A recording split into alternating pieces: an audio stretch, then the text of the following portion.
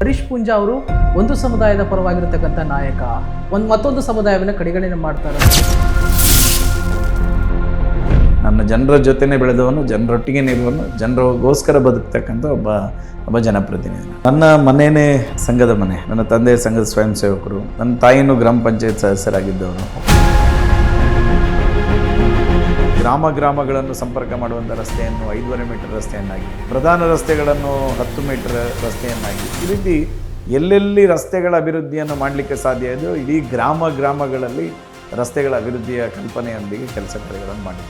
ನನಗಿವತ್ತು ಹೆಮ್ಮೆ ಇದೆ, ಸುಮಾರು 708 ಕಿಲೋಮೀಟರ್ ನೀರು ನನ್ನ ವಿಧಾನಸಭಾ ಕ್ಷೇತ್ರದ ನದಿಗಳಲ್ಲಿ ಇವತ್ತು ಜನವರಿ ನಂತರ ನಿಲ್ತದೆ. ಡಿ.ಕೆ. ಶಿವಕುಮಾರ್ ಸರ್ ಅಪ್ಪಟ ಶಿವಭಕ್ತ, ಹಿಂದುತ್ವದ ಬಗ್ಗೆ ಜಪ ಮಾಡ್ತಾರೆ, ನಿಮ್ಮ ಭಾಗಕ್ಕೂ ಓಡಾಟ ಮಾಡ್ತಾರೆ. ಇಂತಹ ನಾಯಕನನ್ನು ಹೇಗೆ ಫೇಸ್ ಮಾಡ್ತೀರಿ ಮುಂದಿನ ಚುನಾವಣೆಯಲ್ಲಿ ಅಂತ ನಾನು ನಿಮಗೆ ಇವತ್ತು ನಿಮ್ಮ ವಾಹಿನಿಯ ಮೂಲಕ ಹೇಳ್ತೇನೆ. ಡಿ.ಕೆ. ಶಿವಕುಮಾರ್ ಅವರೇ, ನೀವು ನಿಜವಾಗ್ಲೂ ಹಿಂದುತ್ವವಾದಿಯಾಗಿದ್ದರೆ, ನೀವು ನಿಜವಾಗ್ಲೂ ಹಿಂದುತ್ವವಾದಿಯಾಗಿದ್ದರೆ, ನೀವು ಮಂಗಳೂರಿನ ಬಾಂಬ್ ಸ್ಫೋಟ ಆಗಿರ್ತಕ್ಕಂಥವನು ಬ್ರದರ್ಸ್ ಅಂತ ಹೇಳ್ತೀರಿ, ನಾನು ಬ್ರದರ್ಸ್ ಜೊತೆ ಜೀವನ ಮಾಡ್ತೀನಿ ಅಂತ ಹೇಳ್ತೀರಿ. ನಿಮ್ದು ಎಲ್ಲವನ್ನು ಈ ರಾಜ್ಯದ ಜನ ನೋಡಿದ್ದಾರೆ ಸ್ವಾಮಿ. ಡಿ.ಕೆ. ಶಿವಕುಮಾರ್ ಹಿಂದೆಲ್ಲ ಏನೆಲ್ಲ ಮುಸಲ್ಮಾನರ ಬಗ್ಗೆ ಮಾತಾಡಿದ್ದಾರೆ ಎಲ್ಲವೂ ಡಾಕ್ಯುಮೆಂಟ್ ಇದೆ. Leader sir Priyanka Kharge, BK. Hariprasad ದಿನ ಬೆಳಗಾದರೆ RSS ಬಗ್ಗೆ ಮಾತಾಡ್ತಾರೆ, RSS ನೋಂದಣಿ ಬಗ್ಗೆ ಮಾತಾಡ್ತಾರೆ ಸರ್. ಪ್ರಿಯಾಂಕಾ ಖರ್ಗೆ ಅವರ ಬಗ್ಗೆ ನಾನು ಮಾತಾಡೋದು ಸೌಜನ್ಯ ಕೇಸ್ ವಿಚಾರವಾಗಿ ಮತ್ತೆ ಮರು ತನಿಖೆಗೆ ಸುಪ್ರೀಂ ಕೋರ್ಟ್ ತೀರ್ಪನ್ನು ಕಾಯ್ದಿರಿಸಿದೆ. ಈ ವಿಚಾರದಲ್ಲಿ ತಮ್ಮ ನಿಲುವೇನು? ದಕ್ಷಿಣ ಕನ್ನಡ ಉಡುಪಿ ಜಿಲ್ಲೆಯ ದೇವದುರ್ಲಭ ಕಾರ್ಯಕರ್ತರು, ಗಟ್ಟಿಯಾಗಿರ್ತಕ್ಕಂಥ ಹಿಂದುತ್ವ, ಬಿಜೆಪಿಯ ಭದ್ರಕೋಟೆ ಎನ್ನುವಂಥದ್ದು. ಆದರೆ ರಾಜ್ಯದಲ್ಲಿನ ಕೆಲವೊಂದಿಷ್ಟು ವಿಚಾರಗಳು, ರಾಜ್ಯ ಬಿಜೆಪಿಯಲ್ಲಿ ಆಗ್ತಾ ಇರುವಂಥ ಚರ್ಚೆಗಳು ಎಲ್ಲೋ ಪಕ್ಷಕ್ಕೆ ಹಿನ್ನಡೆ ಆಗ್ತಾ ಇದೆ. ಭಾರತೀಯ ಜನತಾ ಪಾರ್ಟಿ 2028ಕ್ಕೆ 100ಕ್ಕೆ 100 ಭಾರತೀಯ ಜನತಾ ಪಾರ್ಟಿ ಕರ್ನಾಟಕದಲ್ಲಿ ಆಡಳಿತಕ್ಕೆ ಬರ್ತದೆ, ಫುಲ್ ಮೆಜಾರಿಟಿಯಲ್ಲಿ ಬರ್ತದೆ. ಆ ಮೂಲಕ ಕಾರ್ಯಕರ್ತರಿಗೆ ವಿಶ್ವಾಸ ತುಂಬತಕ್ಕಂಥ ಕೆಲಸವನ್ನು ನಾವು ಮಾಡೇ ಮಾಡ್ತೇವೆ.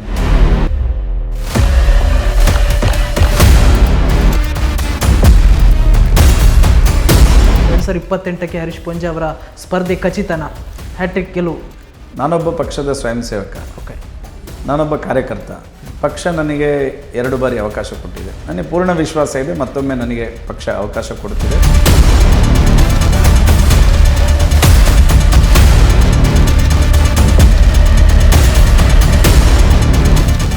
ನಮಸ್ಕಾರ, ವಿಶ್ವವಾಣಿ ಟಿವಿಗೆ ಸ್ವಾಗತ. ನಾನು ಚಿದಾನಂದ್ ರುದ್ರಾಪುರ್ಮಾರ್. RSS ಸಿದ್ಧಾಂತದಿಂದ ಆಕರ್ಷಿತರಾಗಿ ಸಂಘದ ಗರಡಿಯಲ್ಲಿ ಬೆಳೆದು ಹಿಂದುತ್ವದ ಮಂತ್ರವನ್ನ ಜಪಿಸುತ್ತಾ ರಾಜಕೀಯಕ್ಕೆ ಬಂದು 2018ರಲ್ಲಿ 2023ರಲ್ಲಿ ಶಾಸಕರಾಗಿ ಆಯ್ಕೆಯಾಗಿ ದಕ್ಷಿಣ ಕನ್ನಡ ಜಿಲ್ಲೆಯ ಬೆಳ್ತಂಗಡಿ ವಿಧಾನಸಭಾ ಕ್ಷೇತ್ರದ ಜನಪ್ರಿಯ ಶಾಸಕರು, ಅಭಿವೃದ್ಧಿಯ ಹರಿಕಾರರಾದ ಹರೀಶ್ ಪೂಂಜಾ ಅವರು ಇವತ್ತು ನಮ್ಮ ಜೊತೆಗಿದ್ದಾರೆ. ಪ್ರಿಯ ವೀಕ್ಷಕರು, ಇವತ್ತು ವಿಶ್ವವಾಣಿ ಟಿವಿಯ ಕ್ಷೇತ್ರ ಸಂಚಾರ ಬೆಳ್ತಂಗಡಿ ವಿಧಾನಸಭಾ ಕ್ಷೇತ್ರದಲ್ಲಿತ್ತು. ಈ ಕ್ಷೇತ್ರದಾದ್ಯಂತ ನಾವು ಓಡಾಟ ಮಾಡಿ ಹರೀಶ್ ಪೂಂಜಾ ಅವರು ಕಳೆದ 2 ಬಾರಿ ಏನೆಲ್ಲ ಅಭಿವೃದ್ಧಿ ಕಾರ್ಯಕ್ರಮಗಳನ್ನು ತಂದಿದ್ದಾರೆ ಮತ್ತು ಜನರ ನಾಡಿ ನುಡಿತ ಅರಿತುಕೊಳ್ಳುವಂತ ಕೆಲಸವನ್ನ ನಾವು ಮಾಡಿದ್ವಿ. ಅದರ ಬಗ್ಗೆ ಮಾತನಾಡಲಿಕ್ಕೆ ಮತ್ತು ಪ್ರಸ್ತುತ ಕೆಲವೊಂದಿಷ್ಟು ರಾಜಕಾರಣದ ವಿಷಯಗಳ ಕುರಿತು ಚರ್ಚಿಸಲಿಕ್ಕೆ ಸುಧಾ ನಮ್ಮ ಜೊತೆಗೆ ಶಾಸಕರು ಜಾಯ್ನ್ ಆಗಿದ್ದಾರೆ. ಬನ್ನಿ ಅವರನ್ನ ಮಾತಾಡಿಸೋಣ, ಎಲ್ಲ ವಿಚಾರಗಳ ಬಗ್ಗೆ ತಿಳ್ಕೊಂಡು ಬರೋಣ. ಸರ್, ಕಾರ್ಯಕ್ರಮಕ್ಕೆ ಸ್ವಾಗತ. ನಮಸ್ತೆ. ಹೇಗಿದ್ದೀರಾ ಸರ್? ಚೆನ್ನಾಗಿದ್ದೇನೆ. ಓಕೆ ಸರ್, ತುಂಬಾ ವಿಷಯಗಳ ಬಗ್ಗೆ ಚರ್ಚೆ ಮಾಡೋದಿದೆ, ರಾಜಕೀಯದ್ದು ಮತ್ತು ತಮ್ಮ ಕ್ಷೇತ್ರದ ಅಭಿವೃದ್ಧಿ ವಿಚಾರವಾಗಿ. ಹೇಗಿದೆ ಸರ್ 2ನೇ ಅವಧಿಯ ಕೆಲಸ ಕಾರ್ಯಗಳು ಅಂತ? ಈ ವಿಧಾನಸಭಾ ಕ್ಷೇತ್ರದ ಒಬ್ಬ ಶಾಸಕನಾಗಿ 2ನೇ ಬಾರಿ ನನ್ನನ್ನು ಆಯ್ಕೆ ಮಾಡಿರ್ತಕ್ಕಂಥದ್ದು ನನ್ನ ಕ್ಷೇತ್ರದ ಜನ. ಈ 2ನೇ ಬಾರಿಯ ಆಯ್ಕೆಗೆ ಮೂಲ ಕಾರಣ 2018ರಿಂದ 2023ರವರೆಗಿನ ಯಡಿಯೂರಪ್ಪ ಸಾಹೇಬರು ಮುಖ್ಯಮಂತ್ರಿ ಆಗಿದ್ದಂಥ ಸಂದರ್ಭದಲ್ಲಿ ಅವರು ಭರಪೂರವಾಗಿ ಈ ಕ್ಷೇತ್ರಕ್ಕೆ ಕೊಟ್ಟಿರ್ತಕ್ಕಂಥ ಅನುದಾನ ಕ್ಷೇತ್ರದ ಜನ ನೆನಪಿಟ್ಟುಕೊಂಡು ಮತ್ತೊಮ್ಮೆ ನಮ್ಮನ್ನು ಗೆಲ್ಲಿಸಿದರು. ಆ ಕಾರಣಕ್ಕೋಸ್ಕರ ಮತ್ತು ನಾವು ನಿರಂತರವಾಗಿ ಈ ಕ್ಷೇತ್ರದ ಜನರ ನೋವು ನಲಿವುಗಳ ಜೊತೆ, ಅಭಿವೃದ್ಧಿಯ ಜೊತೆ, ಹಿಂದುತ್ವದ ಜೊತೆ ಬದ್ಧತೆಯಿಂದ ಕೆಲಸ ಮಾಡಿರುವುದೇ 2ನೇ ಬಾರಿ ಜಯಗಳಿಸಲಿಕ್ಕೆ ಸಾಧ್ಯ ಆಗಿರ್ತಕ್ಕಂಥದ್ದು. ಮತ್ತು ಈ ಅವಧಿಯಲ್ಲಿ ಜನರ ಅಭಿವೃದ್ಧಿಯ ಕನಸೇನಿದೆ ಆ ಕನಸಿಗೆ ಸಾಕಾರ ಮಾಡಲಿಕ್ಕೆ ಸಾಧ್ಯ ಆಗದಂಥ ಒಂದು ಸ್ಥಿತಿಯಲ್ಲಿ ನಮ್ಮನ್ನು ಕೈಕಟ್ಟಿ ಹಾಕಿದಂಥ ಪರಿಸ್ಥಿತಿಯಲ್ಲಿ ನಾವಿದ್ದೇವೆ. ಸರ್ಕಾರದಿಂದ ಅನುದಾನಗಳು ಬರ್ತಾ ಇಲ್ಲ.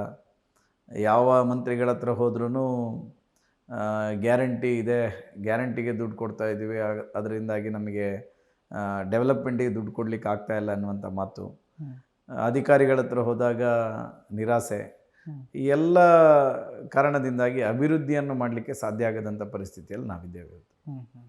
ಸರ್, ನನಗೆ ಅನೇಕರು ಹೇಳ್ತಾ ಇದ್ರು, ತಮ್ಮ ಕೆಲವೊಂದಿಷ್ಟು ಬಾಲ್ಯದ ದಿನಗಳನ್ನ ನೆನಪಿಸ್ಲಿಕ್ಕೆ ಇಚ್ಛೆ ಪಡ್ತೇನೆ. RSSನಿಂದ ಬಂದಂಥವರು, ಅದ್ಭುತವಾಗಿರ್ತಕ್ಕಂಥ ಭಾಷಣಕಾರರು, ಹಿಂದುತ್ವದ ಮಂತ್ರ. ಸರ್, ಆರಂಭಿಕ RSSನಿಂದ ಬಂದಿರತಕ್ಕಂಥ ಜರ್ನಿ ಇಲ್ಲಿಯವರೆಗೂ ಹೇಗಿತ್ತು ಅಂತ? ನನ್ನ ಮನೆಯೇ ಸಂಘದ ಮನೆ. ಎಸ್.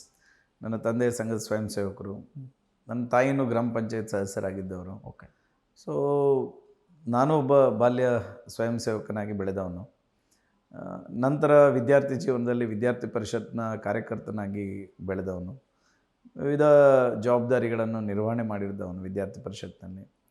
ನನಗೆ ವಿದ್ಯಾರ್ಥಿ ಜೀವನದಲ್ಲೂ ವಿದ್ಯಾರ್ಥಿಗಳ ಪರವಾಗಿ ನಿಂತು ಹೋರಾಟ ಮಾಡತಕ್ಕಂಥ, ವಿದ್ಯಾರ್ಥಿಗಳ ಭವಿಷ್ಯದ ದೃಷ್ಟಿಯಿಂದ ಕೆಲಸ ಮಾಡತಕ್ಕಂಥ ಒಂದು ಒಳ್ಳೆಯ ಅವಕಾಶ ವಿದ್ಯಾರ್ಥಿ ಪರಿಷತ್ನ ಒಂದು ವೇದಿಕೆಯಲ್ಲಿ ನನಗೆ ಸಿಕ್ಕಿತ್ತು.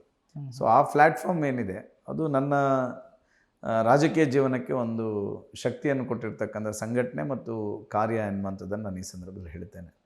ಅದು ನಿರಂತರವಾಗಿ ನನ್ನನ್ನು ಈ ರೀತಿಯ ಸಾಮಾಜಿಕ ಚಟುವಟಿಕೆಯಲ್ಲಿ, ಸಾಮಾಜಿಕ ಬದ್ಧತೆಯಲ್ಲಿ ಕೆಲಸ ಮಾಡಲಿಕ್ಕೆ, ರಾಷ್ಟ್ರೀಯ ಚಿಂತನೆಯೊಂದಿಗೆ ಕೆಲಸ ಮಾಡಲಿಕ್ಕೆ, ಹಿಂದುತ್ವದ ಆಧಾರದಲ್ಲಿ ಕೆಲಸ ಮಾಡಲಿಕ್ಕೆ ಅದೊಂದು ಪ್ರೇರಣೆ ಆಯಿತು.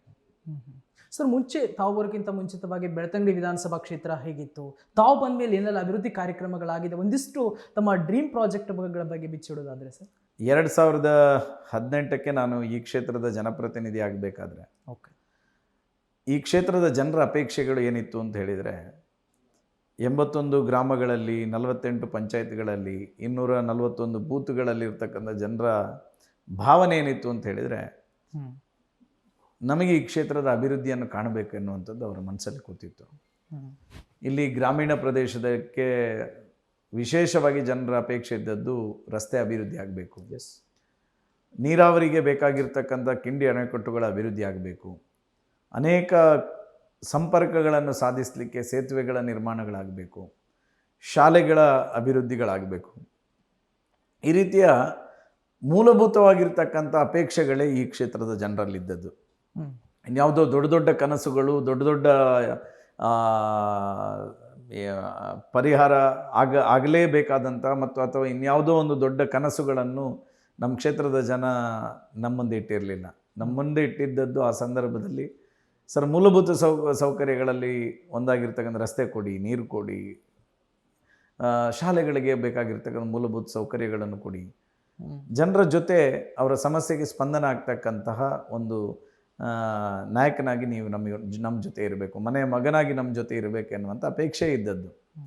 ಪ್ರಾಯಶಃ ಹಿಂದೆ ನೀವು ನೋಡಿದಾಗ ನಮ್ಮ ತಾಲೂಕುಗಳನ್ನು ತಾಲೂಕು ಕೇಂದ್ರದಿಂದ ಗ್ರಾಮಗಳಿಗೆ ಹೋಗ್ತಕ್ಕಂಥ ರಸ್ತೆಗಳು, ನಾನು 2018ಕ್ಕೆ ಈ ಕ್ಷೇತ್ರದ ಜನಪ್ರತಿನಿಧಿ ಆದ ನಂತರ ನನ್ನ ಮುಂದಿದ್ದಂಥ ಆ ಸವಾಲುಗಳನ್ನು ನಾನು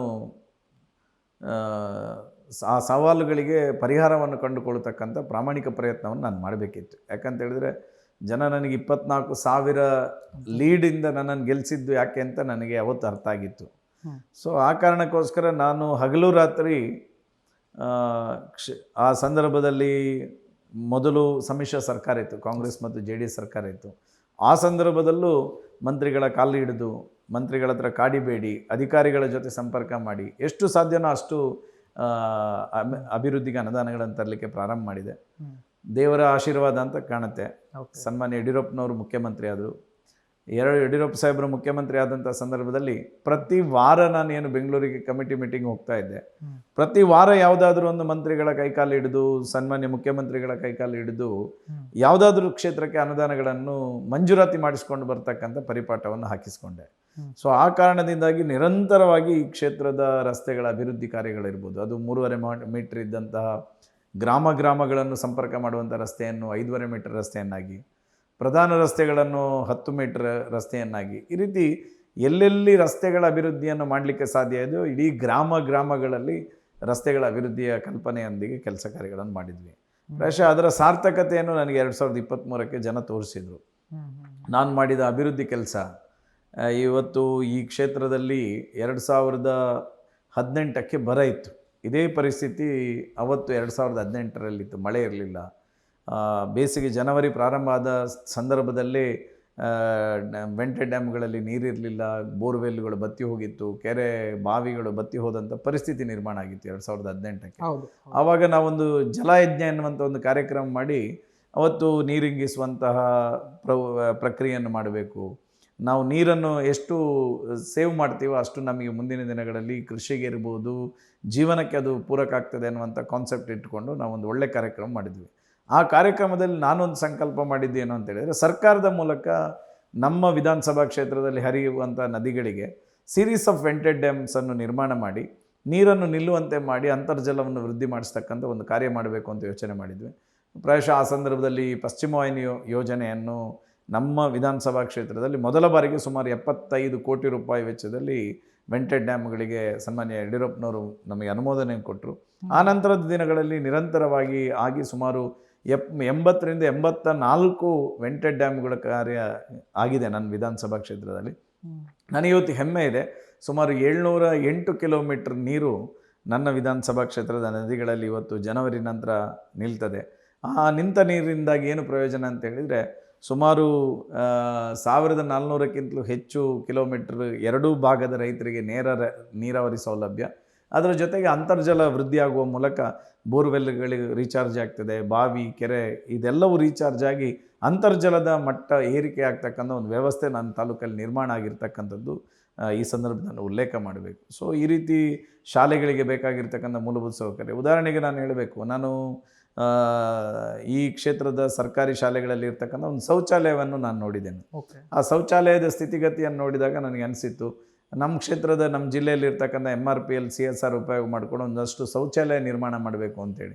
ಸೊ ರಾಜ್ಯದಲ್ಲಿ ಮೊದಲ ಬಾರಿಗೆ ಸುಮಾರು 5.5 ಕೋಟಿ ರೂಪಾಯಿ ಅವತ್ತಿನ ಪೆಟ್ರೋಲಿಯಂ ಮಿನಿಸ್ಟರ್ ಆಗಿರ್ತಕ್ಕಂಥ ಸನ್ಮಾನ್ಯ ಧರ್ಮೇಂದ್ರ ಪ್ರಧಾನ್ರವರನ್ನು ಭೇಟಿ ಮಾಡಿ ನನ್ನ ವಿಧಾನಸಭಾ ಕ್ಷೇತ್ರದ ಸರ್ಕಾರಿ ಶಾಲೆಗಳ ಶೌಚಾಲಯಕ್ಕೆ ನೀವು ಒಂದು 5.5 ಕೋಟಿ ಕೊಡಬೇಕು ಅಂತ ಹೇಳಿದಾಗ, ಭಾಳ ಒಳ್ಳೆಯ ಪ್ರಾಜೆಕ್ಟ್ ಇದೆ ಮಾಡು ಅಂತೇಳಿ ನನಗೆ 5.5 ಕೋಟಿ ಕೊಟ್ಟು ಸುಮಾರು 55 ಶಾಲೆಗಳಲ್ಲಿ 10 ಲಕ್ಷ ರೂಪಾಯಿ ವೆಚ್ಚದಲ್ಲಿ ಒಂದು ಸರ್ಕಾರಿ ಶಾಲೆಯಲ್ಲಿ ಶೌಚಾಲಯಗಳನ್ನು ನಿರ್ಮಾಣ ಮಾಡಿಕೊಳ್ಳುವಂಥ ಒಂದು ಕೆಲಸ ಕಾರ್ಯ ಮಾಡಿದ್ವಿ. ಪ್ರಾಯಶಃ ಯಾವುದೇ ಸರ್ಕಾರಿ ಶಾಲೆಯಲ್ಲಿ ಒಂದು ಶೌಚಾಲಯಕ್ಕೆ 10 ಲಕ್ಷಕ್ಕೆ ಬಂದಿರೋ ಉದಾಹರಣೆನೇ ಇಲ್ಲ. ಅಷ್ಟು ಚೆನ್ನಾಗಿ ಇವತ್ತು ಅದನ್ನು ಶಾಲಾಭಿವೃದ್ಧಿ ಸಮಿತಿಯವರು ಎಲ್ಲರೂ ಮೇಂಟೈನ್ ಮಾಡ್ಕೊಂಡು ಹೋಗ್ತಾ ಇದ್ದಾರೆ. ಸೊ ಈ ರೀತಿ ಒಂದು ಅಭಿವೃದ್ಧಿಯ ಅಭಿವೃದ್ಧಿಯ ಚಿಂತನೆಯಲ್ಲಿ ಕೆಲಸವನ್ನು ಮಾಡಲಿಕ್ಕೆ ಸಾಧ್ಯ ಆಗಿರ್ತಕ್ಕಂಥದ್ದು.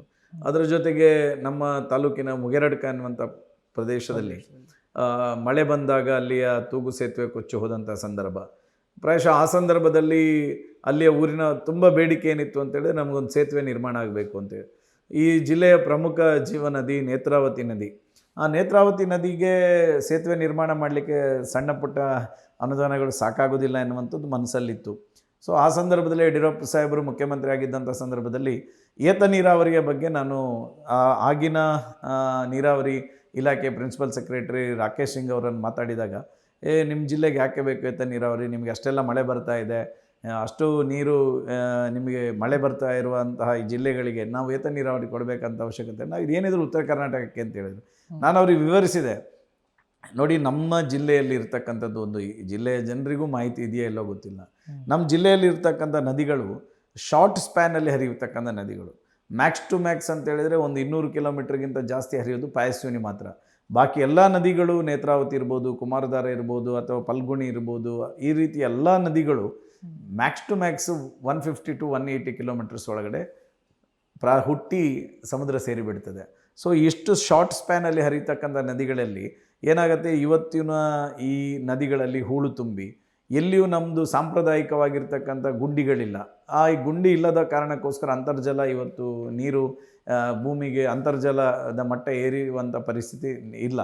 ಹಿಂದೆ ನಮ್ಮ ಜಿಲ್ಲೆಯಲ್ಲಿ ಏನಿತ್ತು ಅಂತೇಳಿ ಗದ್ದೆ ವ್ಯವಸಾಯ ಮಾಡ್ತಾಯಿದ್ರು. ಗದ್ದೆ ವ್ಯವಸಾಯ ಮಾಡುವಾಗ ನೀರು ನಿಲ್ತಿತ್ತು ಗದ್ದೆಯಲ್ಲಿ ನೀರು ನಿಂತ ನೀರು ಅದು ಇಂಗಿ ಅಂತರ್ಜಲಕ್ಕೆ ಪೂರಕವಾಗ್ತಾ ಇತ್ತು. ಆದರೆ ಈಗ ನಮ್ಮದು ಅಡಿಕೆ ಬೆಳೆಯಲ್ಲಿ ನೀರು ನಿಲ್ಲಿಸೋದಿಲ್ಲ ನಾವು ಟ್ರೆಂಚ್ ಹೊಡೆದು ಅದು ನೀರನ್ನು ಹೊರಗಡೆನೇ ಬಿಡುವ ಕಾರಣಕ್ಕೋಸ್ಕರ ಅಂತರ್ಜಲದ ಮಟ್ಟ ಏರಿಕೆ ಆಗ್ತಕ್ಕಂಥದ್ದು ಪ್ರಮಾಣ ಇವತ್ತಿನ ಕಾಲಘಟ್ಟದಲ್ಲಿ ನಮ್ಮ ಜಿಲ್ಲೆಯಲ್ಲಿ ಕಡಿಮೆ ಆಗಿರ್ತಕ್ಕಂಥದ್ದು ಎನ್ನುವಂಥದ್ದನ್ನು ಅವ್ರಿಗೆ ವಿವರಿಸಿ, ಈ ಕಾರಣಕ್ಕೋಸ್ಕರ ನಮಗೆ ಏನು ಹರಿಯುವ ನದಿ ಇದೆ, ಆ ಹರಿಯುವ ನದಿಗೆ ನಾವು ಸೀರೀಸ್ ಆಫ್ ವೆಂಟೆಡ್ ಡ್ಯಾಮ್ಸನ್ನು, ಅಣೆಕಟ್ಟುಗಳನ್ನು ನಿರ್ಮಾಣ ಮಾಡಿದರೆ ಜನವರಿ, ಫೆಬ್ರವರಿ, ಮಾರ್ಚ್, ಏಪ್ರಿಲ್ಗೆ ನಾವು ಹಲಗೆ ಹಾಕಿ ನೀರು ನಿಲ್ಲಿಸಿದರೆ ಎಷ್ಟು ಕಿಲೋಮೀಟ್ರ್ ನೀರು ನಿಲ್ತದೆ ಅಷ್ಟು ಕಿಲೋಮೀಟ್ರ್ ಇನ್ನು ಎರಡೂ ಪಾತ್ರದ ಭಾಗದ ರೈತರಿಗೆ ನೇರ ನೀರಾವರಿ ಸೌಲಭ್ಯ ಸಿಗ್ತದೆ ಮತ್ತು ಅಂತರ್ಜಲ ವೃದ್ಧಿ ಆಗ್ತದೆ ಅನ್ನುವಂಥ ಕಲ್ಪನೆ ಅವ್ರಿಗೆ ಹೇಳಿ ಆಮೇಲೆ ಇದನ್ನು ಹೇಳಿದೆ. ನೇತ್ರಾವತಿಯಲ್ಲಿ ನಮ್ಮದು ಅವತ್ತು 2018ಕ್ಕೆ ಬರ ಅಂತ ಈ ಜಿಲ್ಲೆಗೆ ಬಂದಂಥ ಸಂದರ್ಭದಲ್ಲೂ 500 HP ಫ್ಲೋಯಿಂಗ್ ವಾಟರ್ ನೇತ್ರಾವತಿಯಲ್ಲಿತ್ತು.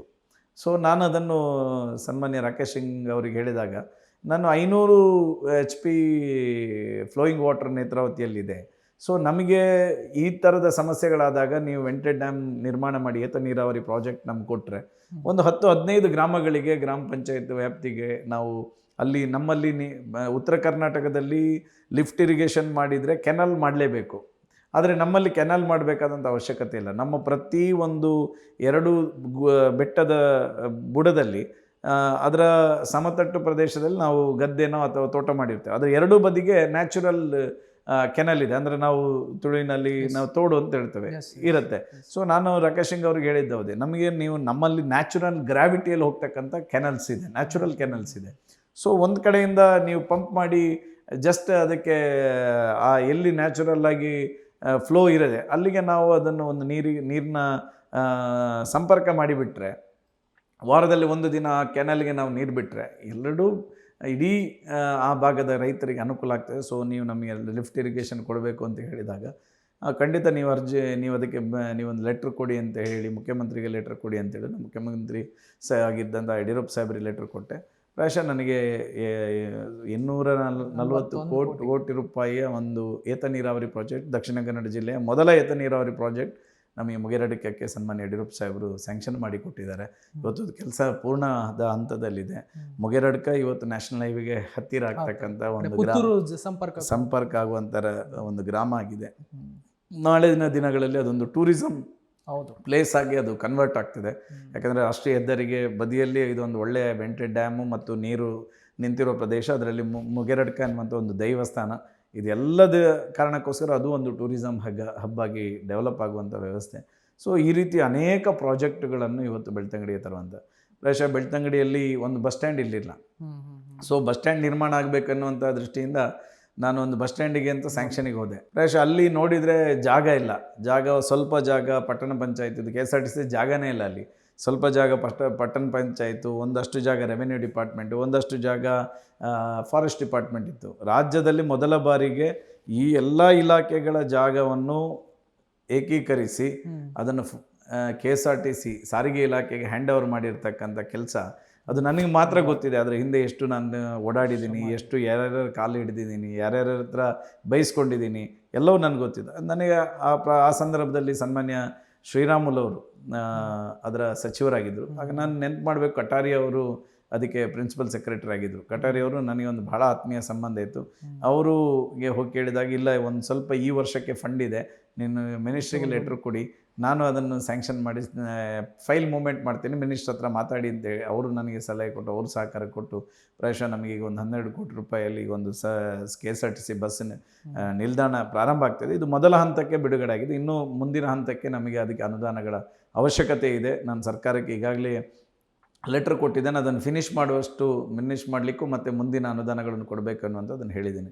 ಅದರ ಜೊತೆ ನಮ್ಮಲ್ಲಿ ಒಂದು ಒಳ್ಳೆಯ ಅಂಬೇಡ್ಕರ್ ಭವನ ನಿರ್ಮಾಣ ಆಗಬೇಕು ಅನ್ನುವಂಥ ಕನಸಿತ್ತು ನನಗೆ.